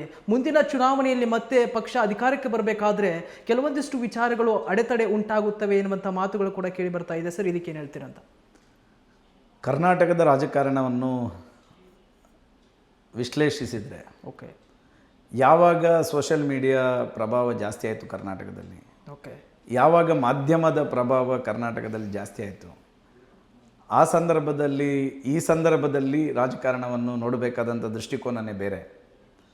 ಅದೇ ಮಾಧ್ಯಮ, ಸಾಮಾಜಿಕ ಜಾಲತಾಣಗಳು ಇಲ್ಲದಂತಹ ಸಂದರ್ಭದಲ್ಲಿ ಈ ಕರ್ನಾಟಕದ ರಾಜಕಾರಣವನ್ನು ನೋಡಬೇಕಾಗಿರ್ತಕ್ಕಂಥದ್ದು, ಅದನ್ನೊಮ್ಮೆ ತಿಳ್ಕೊಳ್ಬೇಕಾದಂತಹ ವಿಚಾರನೇ ಬೇರೆ. ಪ್ರಾಯಶಃ ಇವತ್ತು ನಾನು ನಿಮಗೊಂದು ಹೋಲಿಕೆಯನ್ನು ಕೊಡ್ತೇನೆ. ಓಕೆ, ಭಾರತೀಯ ಜನತಾ ಪಾರ್ಟಿ 2019ರಿಂದ 23ರವರೆಗೆ ನಾವು ಅಧಿಕಾರದಲ್ಲಿದ್ವಿ. ಕಾಂಗ್ರೆಸ್ನವರು ಎಷ್ಟು ಹೋರಾಟ ಮಾಡಿದರು? ಕಾಂಗ್ರೆಸ್ನವರು ಇವತ್ತಿಗೂ ನೆನಪಿರೋ ಹೋರಾಟ 3 ಹೋರಾಟ ಇರುವಂಥದ್ದು. ಒಂದು PCM, ಒಂದು 40% ಸರ್ಕಾರ, ಇನ್ನು ಮಹದೇವ ಹೋರಾಟ. ಈ 3 ಹೋರಾಟ ಬಿಟ್ಟರೆ ಯಾವುದೇ ಕಾಂಗ್ರೆಸ್ನವರು ಯಾವುದೇ ಹೋರಾಟ ಮಾಡಿಲ್ಲ, ರಾಜಕಾರಣ ಮಾಡಲಿಲ್ಲ. ಅವರು ರಾಜಕಾರಣ ಮಾಡಿದ್ದಾರೆ. ಆದರೆ ಇವತ್ತು ನಾನು ಹೆಮ್ಮೆಯಿಂದ ಹೇಳ್ತೇನೆ, ಈ ರಾಜ್ಯದ ಭಾರತೀಯ ಜನತಾ ಪಾರ್ಟಿಯನ್ನು ಮುನ್ನಡೆಸ್ತಕ್ಕಂಥ ಒಂದು ಅವಕಾಶ ಯುವ ನಾಯಕರಾಗಿರ್ತಕ್ಕಂಥ ವಿಜೇಂದ್ರ ಅವರಿಗೆ ಸಿಕ್ಕಿದ ನಂತರ ಎಷ್ಟು ಹೋರಾಟಗಳಾಯಿತು. ವಾಲ್ಮೀಕಿ ಹಗರಣದ ವಿರುದ್ಧ ಹೋರಾಟ ಆಯಿತು. ರಾಜ್ಯದ ಎಲ್ಲ ಜಿಲ್ಲಾ ಕೇಂದ್ರಗಳಲ್ಲಿ, ತಾಲೂಕು ಕೇಂದ್ರಗಳಲ್ಲಿ ಹೋರಾಟ ಆಯಿತು. ಮಂತ್ರಿಗಳು ರಾಜೀನಾಮೆ ಕೊಟ್ಟರು. ಮೂಡಾ ಹಗರಣ ಆಯಿತು. ಮೂಡಾ ಹಗರಣದ ವಿರುದ್ಧ ಸನ್ಮಾನ್ಯ ವಿಜೇಂದ್ರ ಅವರ ನೇತೃತ್ವದಲ್ಲಿ ಪಾದಯಾತ್ರೆ ಆಯಿತು. ಪಾದಯಾತ್ರೆಯ ಪರಿಣಾಮ ಏನು? 18 ಸೈಟನ್ನು ವಾಪಸ್ ಸಿದ್ದರಾಮಯ್ಯವರು ಕೊಟ್ಟಿದ್ದರು. ರಾಜಕಾರಣದ ಇತಿಹಾಸದಲ್ಲಿ ಕಪ್ಪು ಚುಕ್ಕೆ ಇಲ್ಲದಂತಹ ಒಬ್ಬ ರಾಜಕಾರಣಿ ಅಂತ ಹೇಳಿಕೊಳ್ತಾ ಇದ್ದಂಥ ಸಿದ್ದರಾಮಯ್ಯವರೇ ಮೂಡ ಹಗರಣದಲ್ಲಿ ನನ್ನ ರಾಜಕಾರಣದ ವ್ಯವಸ್ಥೆಗೆ ಒಂದು ಕಪ್ಪು ಚುಕ್ಕೆ ಆಯಿತು ಅಂತೇಳಿ ಸೈಟನ್ನು ವಾಪಸ್ ಕೊಡುವವರೆಗೆ ಹೋರಾಟ ಆಗಿದ್ದಿದ್ರೆ, ಇಡೀ ರಾಜ್ಯಾದ್ಯಂತ ಸರ್ಕಾರ ಅಭಿವೃದ್ಧಿ ಕೆಲಸ ಮಾಡ್ತಾ ಇಲ್ಲ ಅನ್ನುವಂಥ ಕಾರಣಕ್ಕೋಸ್ಕರ ಜನಾಕ್ರೋಶ ಯಾತ್ರೆಯ ಮೂಲಕ ಇಡೀ ರಾಜ್ಯದ ಜಿಲ್ಲಾ ಕೇಂದ್ರಗಳಿಗೆ ರಾಜ್ಯಾಧ್ಯಕ್ಷರ ಹೋರಾಟ, ಇಡೀ ರಾಜ್ಯದಲ್ಲಿ ಬೇರೆ ಬೇರೆ ಜಿಲ್ಲಾ ಕೇಂದ್ರಗಳಲ್ಲಿ ಅಭಿವೃದ್ಧಿಯ ದೃಷ್ಟಿಯನ್ನಿಟ್ಟುಕೊಂಡು ಹೋರಾಟಗಳು, ಒಂದು 10-15 ಬಾರಿ ಹೋರಾಟಗಳು, ಅಭಿವೃದ್ಧಿ ವಂಚಿತ ಕರ್ನಾಟಕ ಎನ್ನುವಂಥ ಹೆಸರಿನಲ್ಲಿ ಬೆಂಗಳೂರಿನಲ್ಲಿ ಅಹೋರಾತ್ರಿ ಧರಣಿ, ಇಡೀ ರಾಜ್ಯಾದ್ಯಂತ ಈ ರೀತಿಯ ಸಂಘಟನಾತ್ಮಕ ಚಟುವಟಿಕೆಗಳನ್ನು ನಿರಂತರವಾಗಿ ಮಾಡ್ತಾ ಇರುವಂಥದ್ದು. ಪ್ರಾಯಶಃ ನಾಯಕರ ಮಧ್ಯೆ ಬರತಕ್ಕಂಥ ಕೆಲವು ಮಾತುಗಳು, ಅದರ ಬಗ್ಗೆ ಇವತ್ತು ಕಾರ್ಯಕರ್ತರು ಯಾರು ತಲೆ ಕೆಡಿಸ್ಕೊಳ್ಳಲ್ಲ. ಯಾಕಂದ್ರೆ ನಮ್ಮ ಭಾರತೀಯ ಜನತಾ ಪಾರ್ಟಿಯ ಹೈಕಮಾಂಡ್ ಗಟ್ಟಿ ಇದೆ. ನಮ್ಮ ಭಾರತೀಯ ಜನತಾ ಪಾರ್ಟಿಯ ನೇತೃತ್ವ ವಹಿಸಿರ್ತಕ್ಕಂಥ ನರೇಂದ್ರ ಮೋದಿಯವರು, ಅಮಿತ್ ಶಾ ಅವರು ಚಾಣಕ್ಯ ನೀತಿಯೊಂದಿಗೆ ರಾಜಕಾರಣವನ್ನು ಮಾಡೋರು. ಅವರಿಗೆ ಗೊತ್ತಿದೆ ಯಾವ ಸಂದರ್ಭದಲ್ಲಿ ರಾಜ್ಯದಲ್ಲಿ ಅಧಿಕಾರಕ್ಕೆ ಹೇಗೆ ತರಬೇಕು ಮತ್ತು ಹೇಗೆ ಕಾರ್ಯಕರ್ತರ ಜೊತೆ ಚುನಾವಣೆಯನ್ನು ಎದುರಿಸಬೇಕು ಅನ್ನುವಂಥದ್ದು ಖಂಡಿತ ಗೊತ್ತಿದೆ. ನಾನು ಇವತ್ತಿನ ಸಂದರ್ಭದಲ್ಲೂ ನಾನು ಹೇಳ್ತೇನೆ, ಭಾರತೀಯ ಜನತಾ ಪಾರ್ಟಿ 2028ಕ್ಕೆ 100ಕ್ಕೆ 100 ಭಾರತೀಯ ಜನತಾ ಪಾರ್ಟಿ ಕರ್ನಾಟಕದಲ್ಲಿ ಆಡಳಿತಕ್ಕೆ ಬರ್ತದೆ, ಫುಲ್ ಮೆಜಾರಿಟಿಯಲ್ಲಿ ಬರ್ತದೆ. ಆ ಮೂಲಕ ಕಾರ್ಯಕರ್ತರಿಗೆ ವಿಶ್ವಾಸ ತುಂಬತಕ್ಕಂಥ ಕೆಲಸವನ್ನು ನಾವು ಮಾಡೇ ಮಾಡ್ತೇವೆ ಅನ್ನುವಂಥದ್ದು ನಾನು ಈ ಸಂದರ್ಭದಲ್ಲಿ ಹೇಳ್ತೇನೆ. ಸರ್, 2028ಕ್ಕೆ ಪಕ್ಷ ಅಧಿಕಾರಕ್ಕೆ ಬರುತ್ತೆ. ನಾನು ಕ್ಷೇತ್ರ ಜನರನ್ನು ಮಾತಾಡಿಸಿದಾಗ 2028ಕ್ಕೆ ಬೆಳ್ತಂಗಡಿ ವಿಧಾನಸಭಾ ಕ್ಷೇತ್ರಕ್ಕೆ ಮತ್ತೆ ಯಾರಾಗಬೇಕು ಶಾಸಕರಂದಾಗ ಹರೀಶ್ ಪೂಂಜಾ ಅವರಂದರು. ಏಕೆ ಅನ್ನುವಂಥ ಮತ್ತೆ ಪುನಃಪ್ರಶ್ನೆ ಆಗಿದಾಗ ಕಳೆದ 10-15 ವರ್ಷ 20 ವರ್ಷ ಆಗದಿರೋ ಕೆಲಸ ಆಗಿದೆ, ಹಿಂದುತ್ವದ ನಾಯಕ, ಹಾಗಾಗಿ ಹರೀಶ್ ಪೂಂಜಾ ಅವರೇ ಬೇಕು ಅಂತೇಳಿ. ಹಾಗಾಗಿ ಮತ್ತೆ 2028ಕ್ಕೆ ಹರೀಶ್ ಪೂಂಜಾ ಅವರ ಸ್ಪರ್ಧೆ ಖಚಿತನ, ಹ್ಯಾಟ್ರಿಕ್ ಗೆಲುವು. ನಾನೊಬ್ಬ ಪಕ್ಷದ ಸ್ವಯಂ ಸೇವಕ, ನಾನೊಬ್ಬ ಕಾರ್ಯಕರ್ತ. ಪಕ್ಷ ನನಗೆ 2 ಬಾರಿ ಅವಕಾಶ ಕೊಟ್ಟಿದೆ. ನನಗೆ ಪೂರ್ಣ ವಿಶ್ವಾಸ ಇದೆ ಮತ್ತೊಮ್ಮೆ ನನಗೆ ಪಕ್ಷ ಅವಕಾಶ ಕೊಡುತ್ತದೆ. ನಾನು ಈ ಕ್ಷೇತ್ರದಲ್ಲಿ ಮತ್ತೊಮ್ಮೆ ಜನಪ್ರತಿನಿಧಿಯಾಗಿ ನನ್ನ ಕ್ಷೇತ್ರದ ಮೂಲಭೂತ ಸಮಸ್ಯೆಗಳೇನಿದೆ ಅಂತ ನಾನು ಆಗ ಹೇಳಿದೆ. ನಾನು ಇನ್ನೊಂದು ಸಲ ಈ ಕ್ಷೇತ್ರದ ಜನಪ್ರತಿನಿಧಿಯಾಗಿ ಇಡೀ ಕ್ಷೇತ್ರದ ರಸ್ತೆ, ಎಲ್ಲಿಯೂ ಒಂದು ರಸ್ತೆ ಉಳಿದಿದೆ, ಕಾಂಕ್ರೀಟ್ ಮಾಡಲಿಕ್ಕೆ ಆಗಲಿಲ್ಲ ಅಂತ ಹೇಳುವಂಥದ್ದು ಆಗದ ರೀತಿಯಲ್ಲಿ ಅಭಿವೃದ್ಧಿಯ ದೃಷ್ಟಿಯಿಂದ ಏನೆಲ್ಲ ಕೆಲಸ ಕಾರ್ಯಗಳನ್ನು ಮಾಡಬೇಕು ಅದೆಲ್ಲವನ್ನು ಮುಂದಿನ ಅವಧಿಯಲ್ಲಿ ನಮ್ಮ ಸರ್ಕಾರ ಬಂದಾಗ ಮಾಡಬೇಕೆನ್ನುವಂಥ ಅಪೇಕ್ಷೆಯನ್ನು ಇಟ್ಟುಕೊಂಡಿರ್ತಕ್ಕಂಥವನು ನಾನು. 100ಕ್ಕೆ 100 ಬೆಳ್ತಂಗಡಿ ವಿಧಾನಸಭಾ ಕ್ಷೇತ್ರದಲ್ಲಿ ಮತ್ತೆ ನಾವು ಗೆಲ್ತೇವೆ. ಮತ್ತೆ ಪಾರ್ಟಿಗೆ 2028ಕ್ಕೆ ಅಧಿಕಾರಕ್ಕೆ ಬರುತ್ತೆ. ಬೆಳ್ತಂಗಡಿ ಅಭಿವೃದ್ಧಿಯೊಂದಿಗೆ ರಾಜ್ಯದ ಅಭಿವೃದ್ಧಿಯೂ ಆಗ್ತದೆ. Yes sir, last question. Soujanya case ವಿಚಾರವಾಗಿ ಮತ್ತೆ ಮರು ತನಿಖೆಗೆ ಸುಪ್ರೀಂ ಕೋರ್ಟ್ ತೀರ್ಪನ್ನು ಕಾಯ್ದಿರಿಸಿದೆ. ಈ ವಿಚಾರದಲ್ಲಿ ತಮ್ಮ ನಿಲುವೇನು ಅಂತ? ನೋಡಿ, ನಾವು ಯಾವತ್ತೂ ನಾವು ಹೇಳ್ಕೊಂಡು ಬಂದಿದ್ದೇವೆ. ನಾನು ಅಧಿವೇಶನದಲ್ಲೂ ನಾನು ಮಾತಾಡಿದ್ದೇನೆ. ಮತ್ತೊಮ್ಮೆ ಇದನ್ನು ಮರು ತನಿಖೆ ಮಾಡಬೇಕೆನ್ನುವಂಥ ಆಗ್ರಹವನ್ನು ನಾನು ಮಾಡಿದ್ದೇನೆ ಒಬ್ಬ ಈ ಕ್ಷೇತ್ರದ ಜನಪ್ರತಿನಿಧಿ. ಯಾಕೆಂದರೆ ಸೌಜನ್ಯ ಎನ್ನುವಂಥ ಒಂದು ಹೆಣ್ಣು ಮಗಳಿಗೆ ನ್ಯಾಯ ಸಿಗಬೇಕಾದಂಥದ್ದು ಧರ್ಮ ಮತ್ತು ಸಿಗಲೇಬೇಕು. ಸೊ ಈ ದೃಷ್ಟಿಯಲ್ಲಿ ನಾನು ಈ ವಿಧಾನಸಭಾ ಕ್ಷೇತ್ರದ ಜನಪ್ರತಿನಿಧಿ ಆದ ನಂತರ ವಿಧಾನಸಭಾ ಅಧಿವೇಶನದಲ್ಲೂ ನಾನು ಹೇಳಿದ್ದೇನೆ, ಇದನ್ನು ಮರು ತನಿಖೆ ಮಾಡಿ ಎನ್ನುವಂಥ ಆಗ್ರಹವನ್ನು ಮಾಡಿದ್ದೇನೆ. ಮೊನ್ನೆ ಹೋರಾಟ ಆದಂಥ ಸಂದರ್ಭದಲ್ಲೂ ರಾಜ್ಯಾಧ್ಯಕ್ಷರಾಗಿರ್ತಕ್ಕಂಥ ವಿಜಯೇಂದ್ರ ಅವರ ನೇತೃತ್ವದಲ್ಲಿ ಸೌಜನ್ಯ ಅವರ ಮನೆಗೆ ಹೋದಾಗಲೂ ನಾವು ಹೇಳಿದ್ದೇವೆ, ನೀವು ಸುಪ್ರೀಂ ಕೋರ್ಟಿಗೆ ಅಪೀಲ್ ಮಾಡಿದರೆ ಅದಕ್ಕೇನು ನಾವು ಸಹಕಾರ ಕೊಡ್ತೀವಿ ಅನ್ನೋಂಥದ್ದನ್ನು ಹೇಳಿದ್ದೇವೆ. ಪ್ರಾಯಶಃ ಇವತ್ತು ಸುಪ್ರೀಂ ಕೋರ್ಟ್ನ ಮೂಲಕ ಮರು ತನಿಖೆಗೆ ಆದೇಶ ಆಗಿದೆ, ನಾವು ಸ್ವಾಗತ ಮಾಡ್ತೇವೆ. ಯಾರು ನೈಜ ಆರೋಪಿಗಳಿದ್ದಾರೆ ಅದನ್ನು ಪತ್ತೆ ಹಚ್ಚಿ ಸಮಾಜದಲ್ಲಿ ಇಡ್ತಕ್ಕಂಥ ಕೆಲಸ ಖಂಡಿತ ಸುಪ್ರೀಂ ಕೋರ್ಟ್ ಮಾಡ್ತದೆ ಅನ್ನುವಂಥ ವಿಶ್ವಾಸ ಇದೆ. Yes sir, thank you sir, thank you so much. ಇಷ್ಟೊತ್ತು ವಿಶ್ವವಾಣಿಯೊಂದಿಗೆ ಸುದೀರ್ಘವಾಗಿ ಮಾತನಾಡಿದ್ದಕ್ಕಾಗಿ ಧನ್ಯವಾದಗಳು. ಎಸ್ ವೀಕ್ಷಕರೇ, ಇದಿಷ್ಟು ಬೆಳ್ತಂಗಡಿಯ ಯುವ ನಾಯಕ, ಹಿಂದೂ ಫೈರ್ ಬ್ರ್ಯಾಂಡ್ ಹರೀಶ್ ಪೂಂಜಾ ಅವರ ಮಾತುಗಳು. ಮತ್ತೊಂದಿಷ್ಟು ವೈವಿಧ್ಯಮಯ ಸುದ್ದಿಗಳಿಗಾಗಿ ನೋಡ್ತಾ ಇರಿ ವಿಶ್ವವಾಣಿ ಟಿವಿ. ನಮಸ್ಕಾರ.